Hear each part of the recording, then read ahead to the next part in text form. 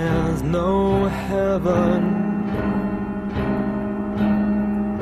It's easy if you try.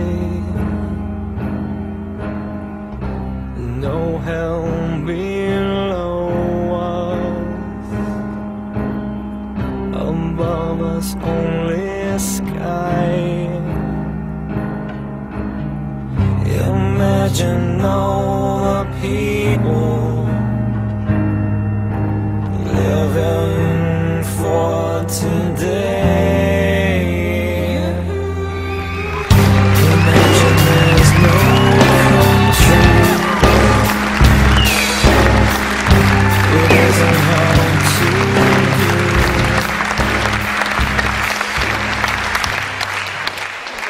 affects human behavior. The study of human behavior is still in its early stages. In all other fields of science, they look for the physical relationship of cause and effect. One of the greatest limiting factors is that we fail to use these same methods of evaluation when we look at the study of human behavior. Human behavior is just as lawful as anything else. We are not separate from nature. To our knowledge, nothing is self-activating. By this, I mean that our environment influences our actions, our values, and our behavior. When I refer to environment, I'm referring to all the interacting variables that a person is subjected to. This does not mean just their home life, but it means the food they eat, the books that they read, the movies and TV that they watch, their teachers, their role models, their religion, their friends, and the subculture that they grow up in. So most people don't understand just how much their values are influenced by their culture. Even notions of good and evil and concepts of morality are arrived at through your society. This method of control does not use force, and it's been so successful that people no longer recognize the manipulation. All social systems perpetuate themselves. The values superimposed on people are there to support the system that they're in.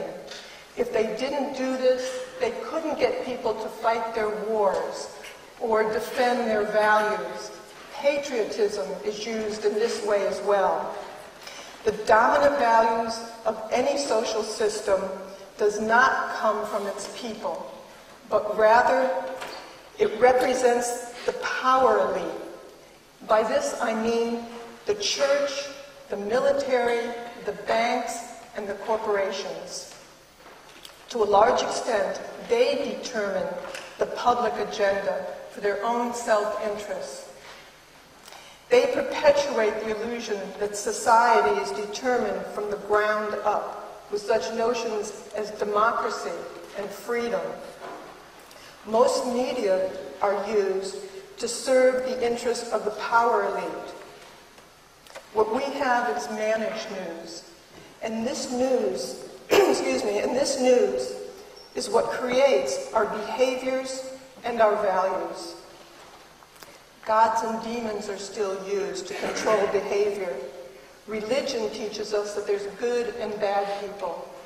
That people are reincarnated to work through their past inadequate behaviors, and that the children must suffer the sins of their parents.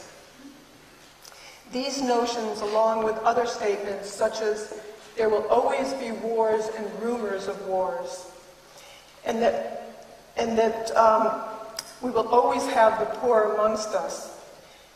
These are really awful notions.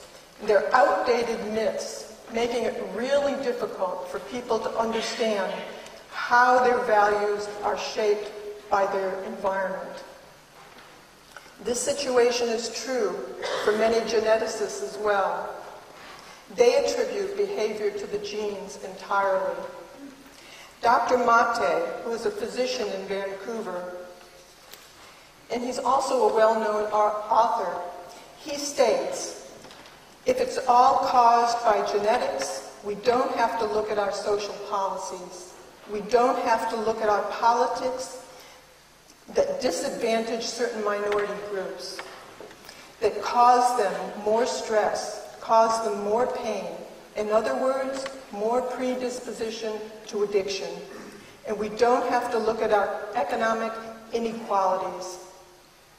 If it's all genes, society doesn't have to take a hard look at its own attitudes and policies. Dr. Mate also explains that the hardcore drug addicts that he treats, without exception, are people who have had extraordinarily difficult lives, and that the commonality of their childhood, and that the commonality is childhood abuse. In other words, these people all enter life under extremely adverse circumstances. The same scenario is found throughout studies in the United States as well.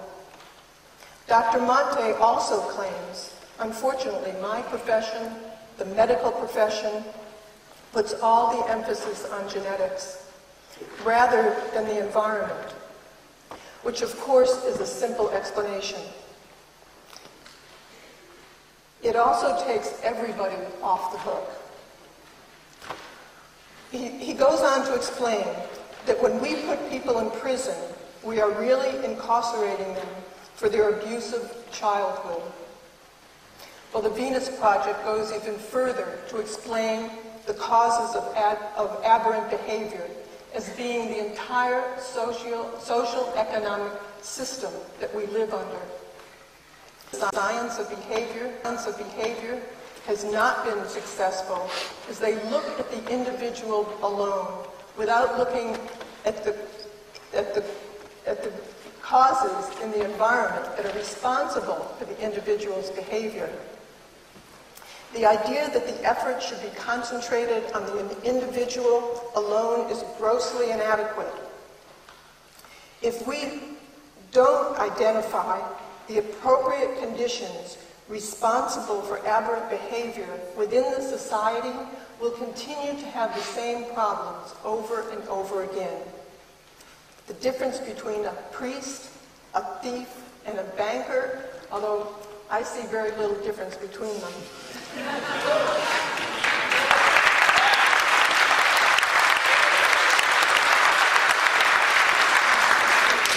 The difference isn't found in their genes, but in the environment that they're raised under.